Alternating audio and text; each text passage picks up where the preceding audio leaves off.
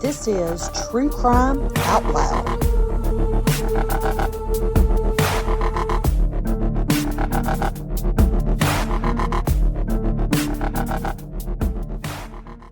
I'm your host, B. And I'm your host, Jen. And the case this week is titled Ariel Castro, but I want to make sure everybody understands this is the case of Michelle Knight, Amanda Berry, and Gina DeJesus. This week's case takes us to Cleveland, Ohio, and Cleveland sits on the southern shore of Lake Erie, the fourth largest lake in North America, spanning 9,900 square miles. The 2019 population of Cleveland was 381,000, making it the 53rd largest city in the U.S. So let's start with Ariel Castro. He was born in Puerto Rico on July 10th of 1960, and he moved to Cleveland, Ohio as a child. In 1992, he bought a 1,400 square foot home at 2207 Seymour Avenue in Cleveland, Ohio. Now, he originally lived there with his wife and 4 children. In 1996, his wife left him and took the kids, and this was because she alleged that he was violent with her.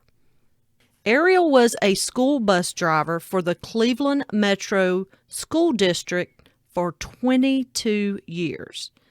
He was fired in November of 2012 for numerous rule violations such as illegal U-turns, illegal turns, leaving children unattended on the bus, and it wasn't anything that seemed nefarious or very severe, but it was enough small things that he was terminated. He was also a musician where he played the bass guitar and he played with local bands in the area. Now we want to give you a little background on the victims in this case, and we'll start with Michelle Knight. Michelle had a rocky home life. Her family drifted in and out of homelessness. They sometimes lived in a car. They didn't have any sofa or furniture. They often had to use a space heater to cook.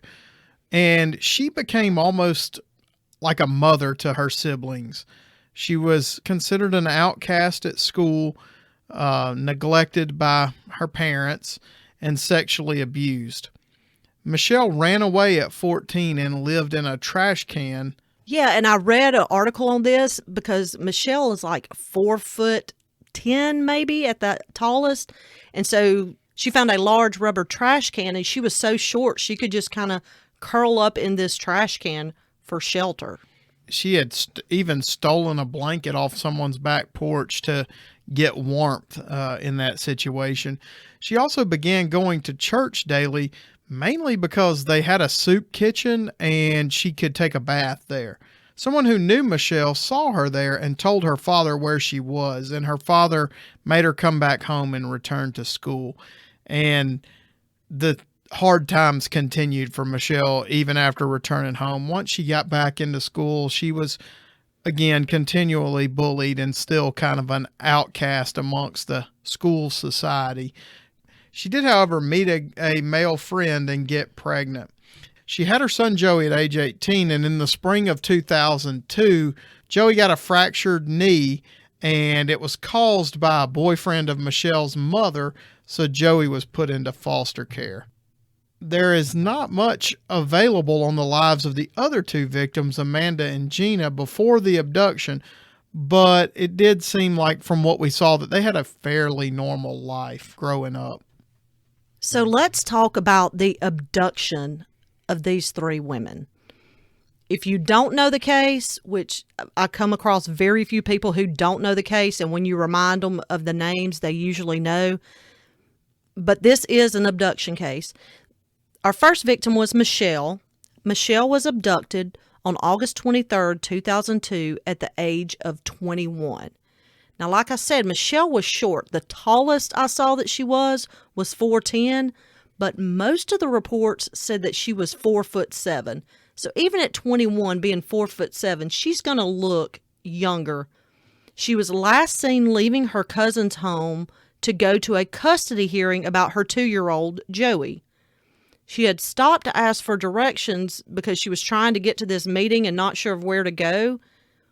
when she meets Ariel Castro, and she knew him because he was the father of one of her friends from school. Castro told her he could have her to this place for the hearing in about 5 minutes. So she gets into the car with him. He said first he needed to stop by his house to get his daughter. So once he gets to the house, he told Michelle, hey, I have some puppies inside, and I'll give you one for your son if you want to see these puppies. So she goes inside to see the puppies, and when she gets in there, she's confronted, and he told her, you're not going to leave for a long time. He tied her up with extension cord. A few hours later, he took her to the basement of the home and restrained her with chains and plastic ties around her wrists. And he put a motorcycle helmet on her head.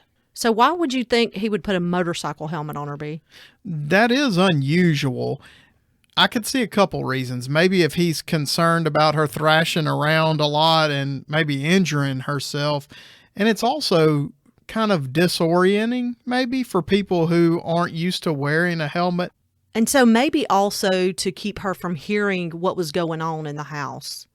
So once in the basement, this is where he sexually assaults Michelle. She had a picture of her son with her, and Ariel Castro tore up that picture in front of her and told her that she would never see her son Joey again. So once Michelle gets inside, she did not leave again for 11 years. Initially, she was kept bound with extension cords wrapped around her legs, her arms, her neck, and he would shove a sock into her mouth to muffle her screams. She said she was raped several times a day. He would play loud music to mute her cries. She said, I had to put myself in a different place when he raped me. Now, her family filed a missing persons report, but her family and the police assumed that she was upset about her son being taken away and she left of her own free will. Remember, she was an adult. So this report was filed, but there wasn't a whole lot of looking going on for Michelle. The next abduction was Amanda, and this was on April 21st of 2003 when Amanda Berry was 16 years old, and this was one day before her 17th birthday. It was less than a year after he abducted Michelle. She had a job at Burger King, and Amanda was walking home from her job when she saw a man in a car and recognized him as her friend's father. He asked if she wanted a ride, and she accepted. He said his daughter, who was the friend of Amanda, was at his home if she wanted to go see her. So Amanda and Ariel Castro went to his house. They go inside. She didn't immediately see his daughter, but he said that she was probably in the bath. But she said it was kind of odd because he was showing her around the home, and in one of the rooms, there was another girl lying on a bed. Now, we'd later know that this was Michelle, but of course, Amanda didn't know it at the time. Well, he walks her into another bedroom, and she said it was dark. And there was like another small room inside this room. She said it was like a big closet, but it was not exactly set up like a closet. She told him, I want to go home, just go ahead and take me home. And he didn't comply with this. He told her to take off her pants. She said she tried to run, but he slammed her into this extra room that was like a closet. He sexually assaulted her and put duct tape over her wrist, legs, mouth, and put a motorcycle helmet on her head. He took her to the basement and tied her to a support pole in the basement with a chain. Now, she was chained in the basement in front of a television. On day 4 of her captivity, she saw her own mother and sister on the television pleading for Amanda's safe return. And she said this is what gave her strength. Well, on this day, he also moved her upstairs and chained her to a radiator. And here's where it gets a little bit more odd. A week after her abduction, her family received a call. Amanda's family received a call from Amanda's phone. And basically what the caller said was, I have Mandy and she'll be home in a few days. And family said only people who know her call her Mandy, because in the media it was Amanda Berry. Well, by this phone call, now we're talking 2002, the police are able to narrow it down to a 30 to 40 block radius. And that sounds, hey, that's good. 30 to 40 blocks in Cleveland, Ohio is a large, large area. The police stayed in the area for a while, hoping that another call would come in and they could pinpoint it further, but it never came. Third victim was Gina DeJesus, and she was abducted on April 2nd, 2004. Now, this is a year after Amanda Berry. She was walking home from middle school, and Gina was 14 years old. She actually had been walking home with Ariel Castro's daughter, and they were trying to make plans for one to go to the other's house, and this kind of fell through, so they parted ways. Well, within minutes of them parting ways, Castro arrived and saw Gina. Gina recognized him as her friend's father. Now, this daughter didn't live with him, and she lived with her mom, but there was something, she was familiar with this person. Ariel Castro asked Gina if she had seen his daughter. Castro had seen them walking together, just a few minutes before, so he knew she had. And she said, yeah, I have. And she went this way. He said, well, can you help me look for her? So Gina gets in the car with him. He takes her to his home. She said that he began trimming his mustache and nose hairs. It was just kind of an odd situation. He asked Gina to help him carry a speaker inside the home. Remember, he was a musician. And she felt uncomfortable. Well, he began coming on to her and touching her. And she asked him what he was doing and told him, hey, you can go to jail for this. And she said, I want to go home. He said he would take her, but they needed to leave through a different door than the one they came in. So he walks her into the basement, and that's where he chained her up. She said there were loud radios playing in the basement and the living room, and this was to keep her screams from being heard. Now, he abducted her on April 2nd, but he didn't sexually assault her immediately. He waited until May 7th, a little over a month later, before he assaulted her. As we went through these abductions, you can tell all of these abductions were crimes of opportunity. It didn't sound like he put any planning into who he was going to abduct and how. It's just he came upon the situation and took advantage. That's kind of surprising to me because that seems like there's a high risk for being spotted. With no planning at all, you're taking a big risk pulling somebody off of a street. Yeah, well, but again, they all had that one thing in common. They all knew one of his children. Right.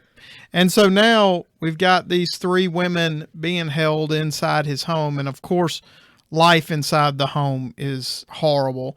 They spent most of their time in separate bedrooms, and they were allowed to leave their rooms, but basically only to do chores and only under his watchful eye.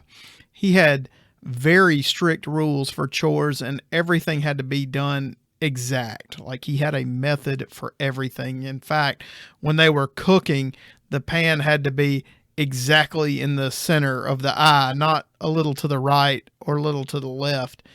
Just bad conditions all around. They had just a very small amount of dish soap to wash an entire sink full of dishes, and very small amount of soap to wash themselves. And this would be twice a week sometimes, but usually only once a week, and they had to shower with him. So this is a control freak kind of crime, but he is like big time control freak. And when Castro wasn't in the home, these women tried to normalize their lives as much as they could. They would dance and sing and watch TV. They watched the Vampire Diaries, and they were in separate rooms, but then they would kind of spend a few hours discussing it afterwards. Conditions were filthy, and they were chained up, particularly when he was leaving the house. And they were fed maybe once a day, and it was usually something like chips or crackers. So obviously they weren't being taken care of nutritionally either. Because they're chained up, they didn't have access to actual bathrooms, so they had buckets in their rooms to use their bathrooms. He had booby trapped the house in case they tried to move around inside the house. There was makeshift alarms on the front door and the back door, and a big heavy porch swing blocking their stairwell. He had hung fabric so that the kitchen and the second floor, they couldn't get to it. The doors didn't have handles, but they all had padlocks and deadbolts and slide locks. He actually had solid wood covering the second floor windows, so no light could come in, and then obviously no one could see in. As we mentioned before, he did have them, they spent a lot of their time restrained and were subjected to multiple sexual assaults. And some of these restraints, like Jen already discussed, included duct tape and zip ties and those chains that were attached to that support pole in the basement and the bedroom walls. There was chains attached to the bedroom walls. He threatened them with the gun. He also had a firearm, and he showed it to them regularly and said that he would kill them if they tried to escape. He would sometimes throw money at them, but he took it back if they wanted anything from the store. I guess on occasion they would ask him to get them something from the store. He was attempting to create an environment that made them believe their physical survival depended on him. And honestly, at that point, it did. Yeah. His daughter came to visit, and he kept them chained in the basement for 4 days. The girls were afraid to scream or anything because they obviously feared that he would kill all of them. He then moved them to his van inside the garage and chained them to the seats for 2 days. And after 2 days, he moved the van out of the garage to make things look normal for the neighbors. And this entire time, he left the car running with the girls inside. They were trying to formulate a plan. This is kind of like the best opportunity they had had to this point to try to escape. So they're trying to formulate this plan. They think that one of them could reach the gas pedal, but not the steering wheel. But they waited just too long, and he got back in the van and put it in the garage. During this time, Ariel Castro had family members come to his home, but he had all those locks on basement doors and other parts of the house, and it kept them out. And you know how it is when you visit family members, you don't necessarily go poking around every corner of their house. Castro also went to church every Sunday. One of the dynamics of the situation is that he constantly pitted Michelle and Amanda against each other in particular, but he drove all of them apart by giving one of the women something that he didn't give the others, and it created jealousy and hostility. And I see why he did that, because if these three women all like each other and they're cooperating, I mean, 3 minds is better than 1. Maybe he thinks that by keeping them at odds with each other, that decreases their chance of them working together to escape. And they could be rewarded for telling on the others too. Sure. But towards the end of their time in captivity, Amanda and Gina had begun to talk and become friends. I found this particularly disturbing. On May 23rd, 2004, Castro made all of them go into one room and they watched America's Most Wanted together. It was a segment on Amanda and Gina. Sometimes he would allow them to sit near the back door of the house, but he'd make them wear disguises. So, I mean, all of this, you can see that he is very regimented in what he does. He is very controlling. And it's all with an eye towards keeping them from having any chance of escape. But the girls said that hope for escape is what really kept them alive during this time. Let's talk in particular about each victim and their captivity. Let's start with Michelle. Now, Michelle says that she was his least favorite because she spoke up the most. Michelle had become pregnant by Ariel Castro 5 times. And each time he would cause her to miscarry. And he would do this by starving her for a few days, and then he would violently punch and beat her. She said he punched, kicked, and jumped on her stomach.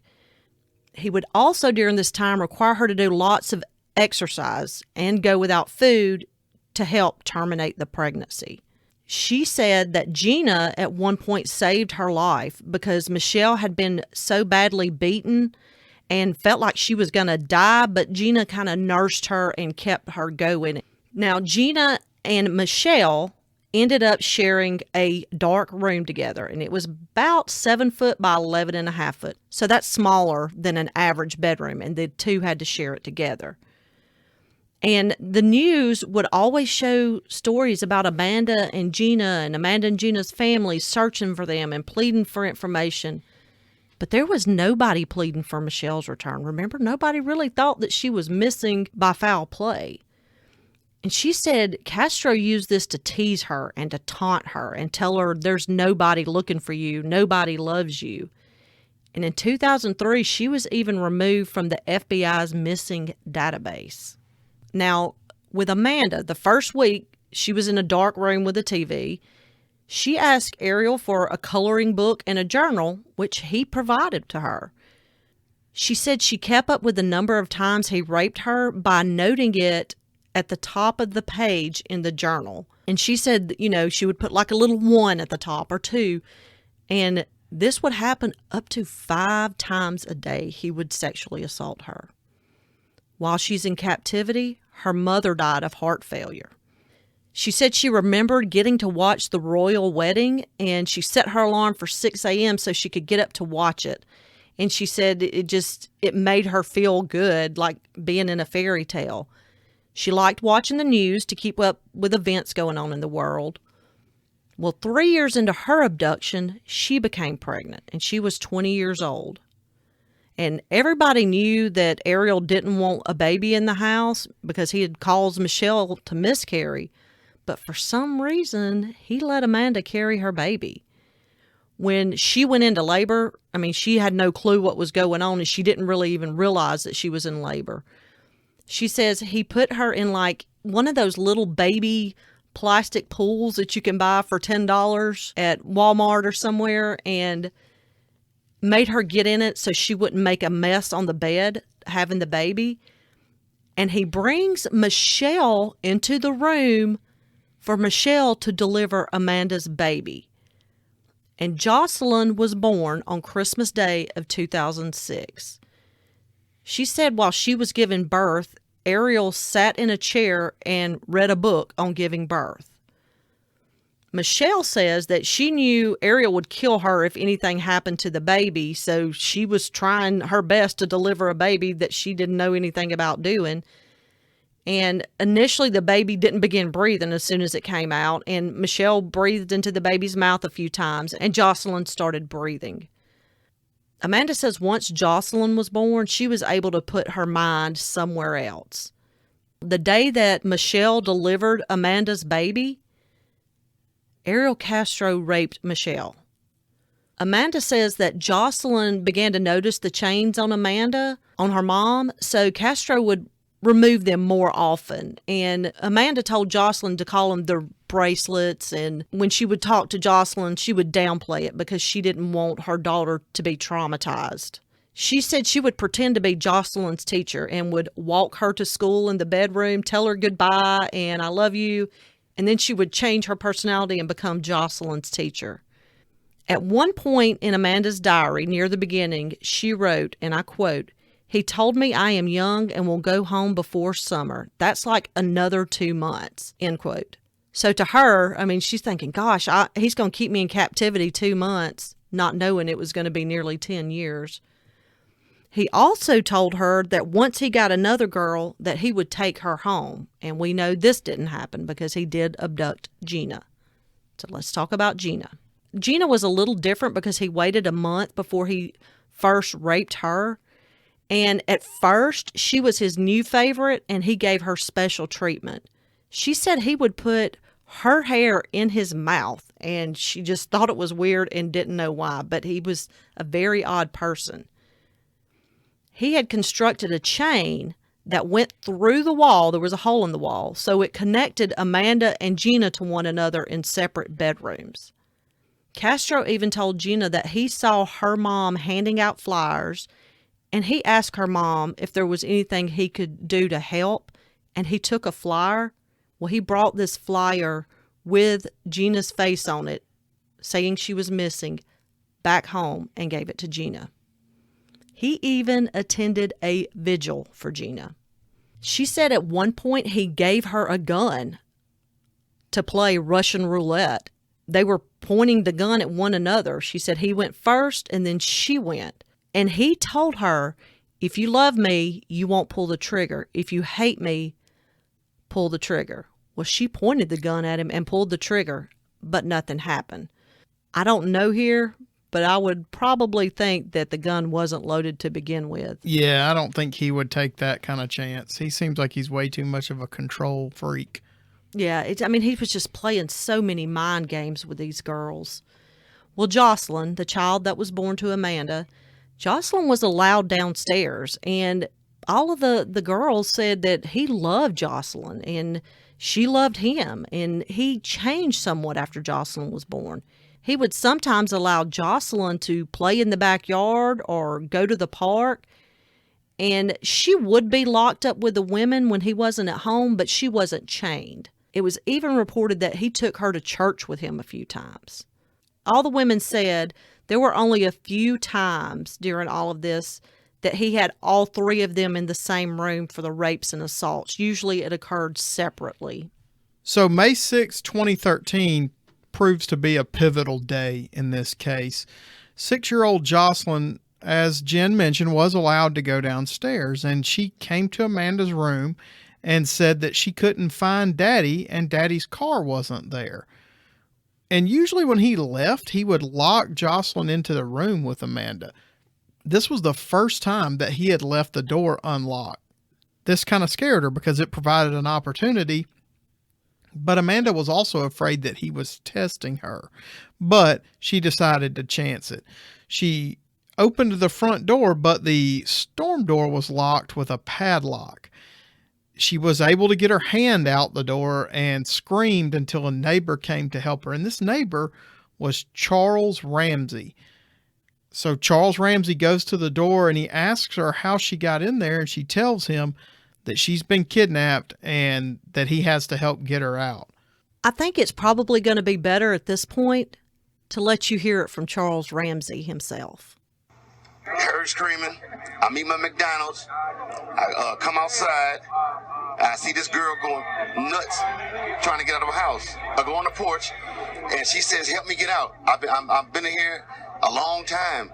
So we kick the bottom, and she comes out with the little girl, and she says, "Call 911. My name is Amanda Berry." The girl Amanda told the police, "I ain't just the only ones. It's some more girls up in that house. They look like they have been fed in a long time, bro." And you had no indication that there was anything? Hey, bro, not a clue that girl was in that house or anybody else was in there against their will. Because how he he just comes out to his backyard, plays with the dogs, tinker with his cars and motorcycles. There's nothing exciting about him. Well, until the day. What was the reaction on the girls' faces? I can't imagine to see the sunlight, to be around people. I knew something was wrong when a little pretty white girl ran into a black man's arms. Something is wrong here. So you just heard Mr. Ramsey's accounting of the events, and so he gets Amanda out, and she runs and calls 911, and we have the 911 audio. We'll play it for you also.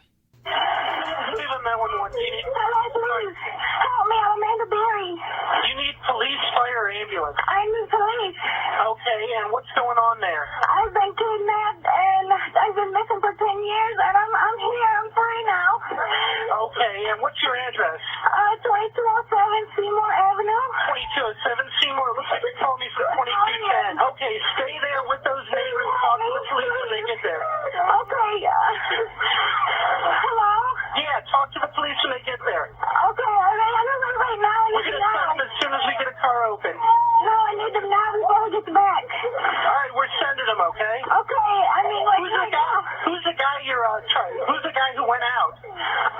His name is Ariel Castro. And I'm Amanda Berry. I've been on the news for the last 10 years. Okay, I got that here. I already right, the police are on the way. Talk to them when they get there. Okay? I told you they're on the way. Talk to them when they get there, okay? All right, okay. There's been a lot of people that have bashed this 911 operator for the call and not keeping Amanda on the phone and some of the things. That's not what this podcast is about, so we're not even going to get into discussing the issues, the pros and cons of the 911 call. We just wanted you to hear it, to hear Amanda's own words and hear Amanda when she was freed. The police respond to the area and they're going to enter the house to check for Gina and Michelle. And Gina initially thought that the police were men in costumes. She wasn't aware that they were real policemen or whatever. And in fact, they were so suspicious because of the environment that he had created that the police called their names and they didn't initially respond. They all figured that this was some kind of test orchestrated by Castro. When Michelle finally comes out, the police officers thought she was a child because of her size. Remember, we said that she was real small, and with these poor nutrition that she has suffered for all these years, she's small and she latches onto them and will not let go of them. And the police think that they're dealing with a child. Castro is driving nearby in the neighborhood when this happens, and he's driving around in his Miata convertible, and he's located and arrested. Castro said that he had no real exit strategy for this whole scenario that he had set up as far as kidnapping the girls and everything, that he basically just gave them a chance to escape by leaving the door unlocked. All 4 of the girls were obviously taken to the hospital for medical evaluation, and Michelle was in the worst shape and had to spend a few days in the hospital. Now, to give you an idea, when we're going over this podcast, and I think we kind of lose a feeling of like how long this actually went on. Michelle was in captivity for almost 11 years. Amanda was in captivity for 10 years and Gina for about 9 years. So all 3 of these women were in captivity for a decade or more. So on June 7th, 2013, Ariel Castro is indicted for these crimes. And on July 3rd, 2013, he's found competent to stand trial. Now, initially, and for the trial, Castro's defense is that the sexual encounters were all consensual with all of the girls, which is just ludicrous on its face. I mean, not only would they not agree to a sexual encounter with Castro, no one agrees to be chained up in a basement for a decade. So that's just ridiculous on its face. And then Castro also said that whenever Michelle got pregnant, that he had a mutual agreement with her to terminate the pregnancies, and that they together formulated the plan on how to terminate the pregnancies, which again is just ridiculous. On July 26, 2013, Castro pled guilty to 937 criminal counts of rape, kidnapping, and aggravated murder. That's going to be the termination of the pregnancies. He purposely caused an unlawful termination through physical abuse, and the death penalty applies in that case. On August 1st, he was sentenced to life without parole plus 1,000 years. He never showed any remorse for these crimes. He even asked to see Jocelyn, the child that he fathered with Amanda, and of course that was denied by the court. He even addressed the women during his sentencing hearing and said, "We had harmony in our home. I'm not a monster. I'm just sick. I acted on my sexual instincts. I have an addiction to sex." And then he also claimed that during the whole ordeal, he never beat them. So, obviously that, I guess in his mind, he thought that made it better. So let's talk about kind of the aftermath of all this. I mean, it is just amazing the survival skills and the coping skills that these women had. They all said that at one point they all liked each other after their escape, but Ariel Castro had played so many mind games with them where he pitted one against the other and he caused them not to trust one another. So after they were released, their relationship of being free and trying to remain friends just could not be sustained after years of being perceived enemies of one another. The latest report I read said Amanda and Gina no longer have any contact with Michelle. Not sure why, but they just aren't in contact. And if you hear Gina talk, I mean, she is an adult now, but she still has this childlike nature about her. I mean, she was abducted at 14 years old. Michelle is no longer able to have children of her own due to the abuse that she sustained under Ariel Castro's hand. Now, while Michelle was being held captive, her toddler son, Joey, ended up being adopted because they thought she had just walked out and left him. As of 2020, in a report by ABC News, she has still not had contact with her son, but his adoptive family has sent her pictures of him, and she's able to see that he's happy and see all that he has accomplished. Michelle told 2020, quote, "He doesn't define who I am. I define who I am by everything I do in life," end quote. She said at one point her friendship with Gina was the only good thing to come out of all this. Once they were released, Gina and Amanda had good support systems from their family. Michelle did not have that. She said her family chose a long time ago for her not to see them. So now she has what she calls her chosen family. Michelle did get married to Miguel Rodriguez, and she legally changed her name to Lily Rose Lee. Amanda's daughter Jocelyn is now 14 years old. When they were asked, what do you want out of this? What ending do you want? Or what material thing do you want? Amanda said, well, what I really want is a birth certificate for my daughter and a headstone for my mom's grave. That is just, it's sad. It's so sad. But then it's happy that they were able to be found in not like a lot of the other cases we hear where people are killed.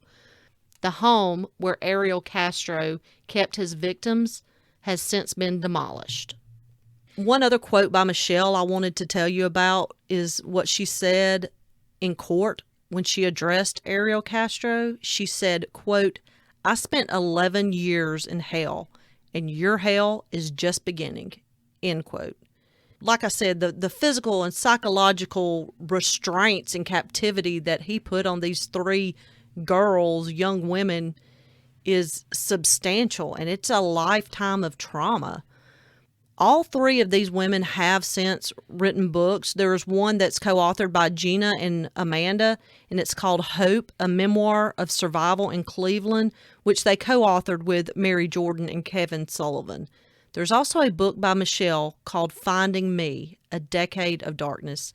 If you get a chance to read those, it gives you so much insight into their strength and how they handled all of this.